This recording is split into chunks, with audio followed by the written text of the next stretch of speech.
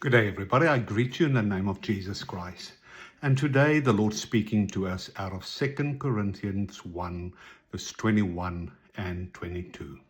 And it says, "And it is God who establishes us with you in Christ, and he has anointed us, and who has also put his seal on us and given us his Spirit in our hearts as a guarantee." You see, what happens here? It's about the unity that comes from the Holy Spirit in us with the Godhead 3-in-1. It's confirming us in faith, the seal, and marking us as a belonging to God.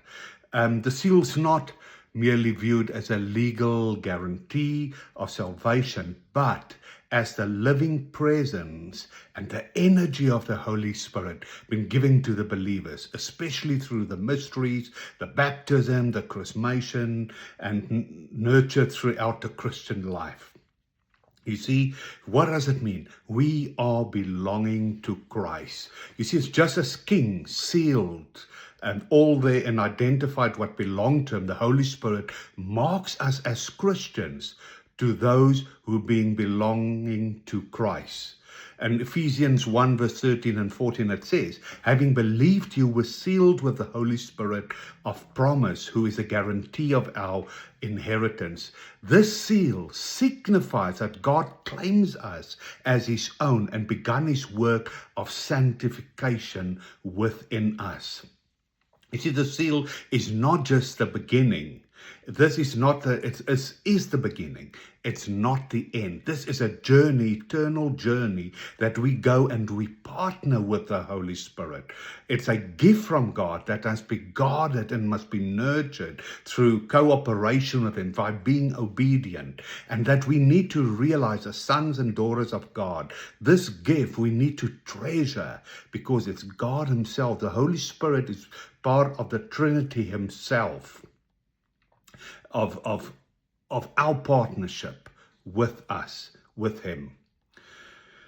You see, the Spirit that comes, the seal of God is in our hearts. And that's why we need to have a pure heart that we can see his faces.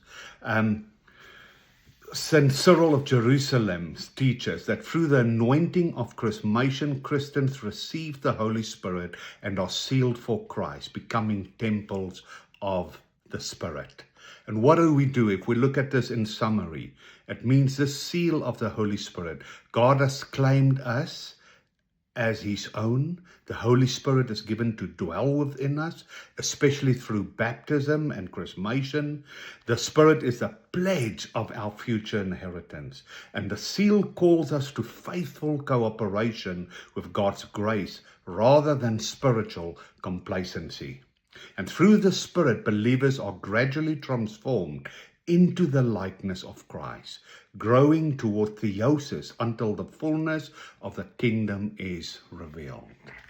That's why it's so important that you and I have relationship with the Spirit, with the Holy Spirit, that we walk in the revelation of the seals, that our lives is a revelation of the theosis, this intimacy and participation with a Godhead 3-in-1.